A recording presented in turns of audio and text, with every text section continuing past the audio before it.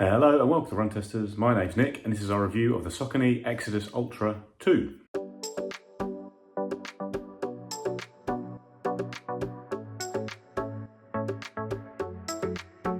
So the Saucony Xodus Ultra 2 is a trail running shoe from Saucony, obviously built for the longer distances and designed almost to work in conjunction with more racy training shoes like the Endorphin Edge, but also as an ultra racing shoe in its own right. It costs £145 in the UK or $150 in the US. It weighs in at 298 grams or 10.5 ounces in my UK size 9.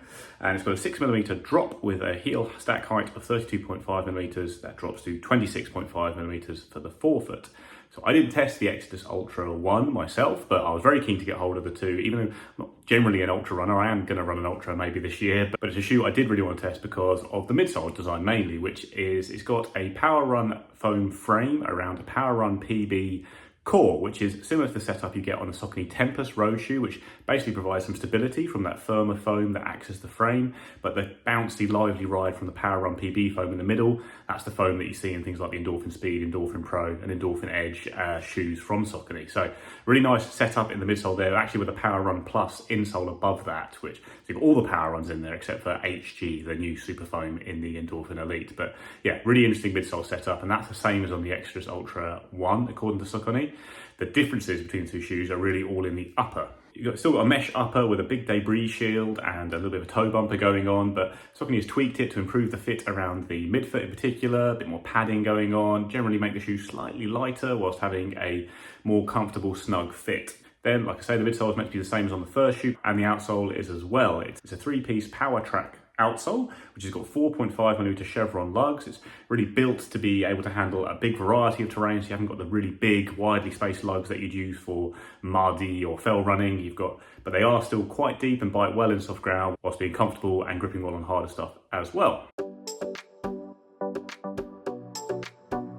So I've had a really good fit with the Saucony Xodus Ultra 2 in my normal running shoe size. That's across the board. It's my normal UK, EU and US running shoe size. Same size I really wear across all of Saucony shoes. It's not quite as roomy, I found, as the Endorphin Edge in the same size if you use that shoe, but I still had a nice amount of room in the toe box. That meant I had no concerns about running down hills hard. I wasn't getting my feet bumping into the toe section of the shoe at all. And midfoot and heel hold the foot really well. There's a nice bit of padding around the Achilles in particular, which I do like. It does create a secure and comfortable hold. It's got really nice step-in comfort for a trail shoe and enough room in the toe box that even over longer runs you shouldn't have any concerns about your feet swelling and hitting the edges or getting a lot of rubbing. So, like I said at the top, I'm not an ultra runner myself, although I do have my first one lined up later this summer where I'll probably do a 50 miler in my local forest, but I really like the sound of the Xodus Ultra just for any kind of trail running with that Power Run frame and Power Run PB setup it has, which is, like I say, similar to the Tempest road shoe, one of my favourite road running shoes, a really good cushion shoe that has stability but is also quite lively and fast if you want it to be, and that's what I was really looking for from the Xodus Ultra 2, just a very versatile trail running shoe, both in terms of the paces it can handle and also the grip it has because of that. Saucony's outsoles generally are very good. I think this Power Track outsole and things like the Peregrine and other shoes I've always found grips very reliably for me on the terrain I'm on, which in this shoe and for the most part is a variety of different forest paths. So that's some nice, very well groomed paths that end up quite hard packed once the sun's been out for a while. There's usually muddy sections or indeed very swampy sections on my runs. There's some single track I've been on as well, plus the canal towpath and the road to and from my forest, which obviously is a road. And then there's also been a little bit of forest road action as well in the shoe. So a nice variety of soft and hard ground in the shoe, but nothing too mountainous or anything like that because I don't have that kind of option available to me in Chingford in North London. So I've done 50k in the shoe. Most of that's been in 2 longer runs of around 20k. Most of that's been at easy pace, but I did do a 5k pickup in my first longer run in the shoe, running at around just under 6-minute miling for around 5k.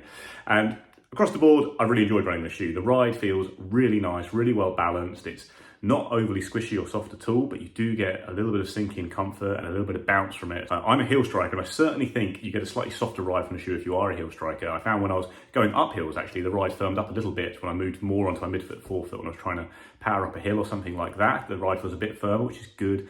Nice, stable, firm platform when you are trying to go up a hill. But when I'm going downhill and I'm maybe a bit more on my heels or just cruising around in general, it's got that soft ride from the Power Run PB foam, but it's not at all unstable or squishy. Like you're not getting lost in the shoe at all. You're getting a good platform that then gives you a little bit of bounce back from that midsole. It's not quite as soft and lively and bouncy or soft. It hasn't got the speed roll technology of some of other Saucony shoes that use the PB foam, but all in all, it's got a really good balanced ride, I'd say. When I did do that 5K pickup, it was the end of a run. I wasn't really sure about the pace I'd spit out. I was just going to try and run at a nice steady pace around a little loop with kind of undulations along the way, but nothing too major in terms of uphill or downhill. But the shoe felt very comfortable in to run fast at. It does remind me a little bit of the Tempest in that regard. It's not a shoe that you necessarily expect to be great at fast paces, because when you're running around at easy paces, it just feels cushioned and comfortable. Not big or heavy, but it doesn't feel like it's going to be very nimble or anything like that. But then when you do push the pace, it works well. Like, it hasn't got the really aggressive rocker you get from some of Saucony shoes, but it's got a pretty smooth ride. It's not that aggressively snappy or slappy or anything like that. You just roll through and get a decent amount of punch from the midsole foam. So all in all, I really have liked it in terms of the paces I've run at. Everything I've done in the shoe has either felt very comfortable, very relaxed, and when I want to push the pace, either trying to get up a hill quickly or pound down one or just run at a good pace on runnable terrain, it's worked really well. It certainly feels lighter than its weight, which isn't that heavy either, considering the lugs on the outsole there. Speaking of those lugs, I've had no concerns on grip either. Like, apart from in very deep mud, where again, you might want a more grippy shoe, or even something like the Peregrine that has slightly longer lugs. Like, you can go into deep muddy patches though with feeling pretty confident you're not going to fall over straight away. It's only really if you're in mud for extended periods, it starts to cake to the midsole a little bit, and then you do start to lose purchase. But the ones I've done the mud on, most of the time I've gone for a big muddy patch, confident I can just power through it and then hit some hard stuff and the shoe shakes it off pretty quickly. So, and then when you're on any other kind of trail, I've had no worries about grip at all. Like, these Power Track outsoles from Saucony have always been very good and reliable in terms of the mix of terrain they can handle. And I think this one is well judged for the road sections as well. Like, sometimes the Peregrine, I think, isn't the most comfortable on the road for me, but this has felt really good on longer, hard sections on the run. So yeah, no concerns about grip or the outsole in general. It's not one built for very deep mud or anything like that. But on anything else, I've had no worries about grip. Overall, really have enjoyed the ride of the shoe all round. It's been comfortable on longer runs. I've enjoyed running a bit quicker in it at times. And maybe, I'd look at something lighter if I was looking at a racing shoe in particular for shorter races. But as a general trail shoe, in terms of the comfort and kind of versatility it has, I think it's really impressive. It's certainly a very comfortable shoe, but it can move through the gears if you want to do that on your trail runs. So I think the Xodus Ultra 2 is a great shoe. One of my favourite trail running shoes I've tested for a long time. I didn't test the first one. I have seen some reviews suggesting that they don't like the second as much as the first, in which case I should try and find the first, because I really do like the second a lot, and if the first is even better, then that's great news. But I just think it's a really well balanced shoe all around. It's not too heavy, but it is well cushioned. The balance of foams in the midsole gives you a nice lively ride when you want it, but it is stable and very secure feeling on the foot. The upper holds the foot well in every area and is reasonably well padded, and the outsole grips well on a nice variety of terrain. So it's not really anything major I'd fault with it. Like, if you could create this exact same shoe and make it 30, 40 grams lighter, then brilliant, I'd like that as well. But I think you would trade off some of the comfort, especially around the upper, and the protection you get from the upper as well, because it does do a good job of that. Like, I have kicked some roots and gone through some dusty, gravelly ground, and nothing's really penetrated the upper to get through and hurt my feet or muddy up my socks. So I think it's just a really good shoe all round. Certainly right up there with my favourite trail running shoes, things like the Hoka Speed Goat 5. That's got a slightly more rockered ride, a little bit more of a cruisy feel to it. But they are pretty similar in terms of the trail running I enjoy doing in them, which is to say pretty much everything.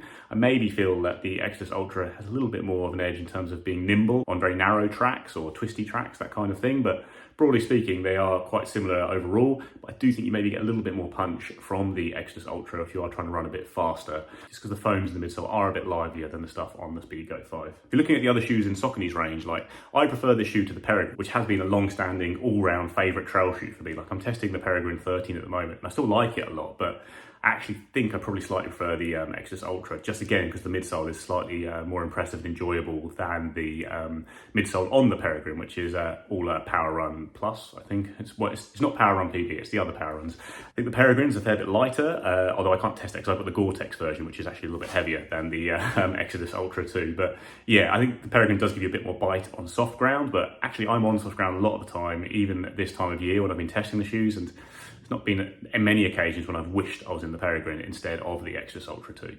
Another shoe I've tested recently, if you want a cheaper option, is the Evadict MT Cushion 2, which is a great trail shoe all round again, and it comes in under £100. It's not as comfortable as the Xodus Ultra. The midsole foam just isn't as impressive, as comfortable, as lively as the Xodus Ultra 2, but just looking for a general trail shoe to cruise through shorter stuff in particular, then that Evadict shoe from Decathlon will serve you very well. That's a very good shoe. And then if you're looking at where it fits compared to the Saucony Endorphin Edge, which obviously has a Power Run PB midsole as well, with more of Saucony's Speedroll technology, I think for the most part, that Speedroll technology and indeed the plate in the Edge doesn't come into play that much during runs, until you hit some nice runnable stretches of a run, when you do enjoy that rocker a bit more and get a bit more punch from the plate. For the most part, I found the Xodus Ultra pretty much as good for everything, but the Endorphin Edge is a fair bit lighter, and that will obviously tell when it comes to racing in particular. So you could look at them as a very nice 1-2 pairing for the trails, with the Xodus Ultra 2 being a very good trail training shoe and long distance trail racing shoe, and the Endorphin Edge more as the speedster of the two. But yeah, I as someone who's not engaged in very serious racing on the trails yet, over long distances in particular, most of my trail races are quite short, muddy affairs. But if I was just looking for a general trail cruiser, the Xodus Ultra fits the bill very well compared to the Endorphin Edge. I think I prefer the fit of the Xodus Ultra as well. So yeah, all in all, great shoe. Probably my favourite trail shoe at the moment all round. Just comfortable, versatile, even looks okay until you get it covered in mud like I did. Yeah, really good shoe. So that's our review of the Saucony Xodus Ultra 2. Let us know what you think in the comments below. I'd be really keen to hear from people who have tested both the original and the second version of the shoe, and if they did notice a big difference. I've only tested the two, really like it. If the first one is better, then I'd be quite keen to check that out as well. So yeah, dive into the comments below if that's you. Otherwise, please like, subscribe, ring the little bell, and we'll see you next time.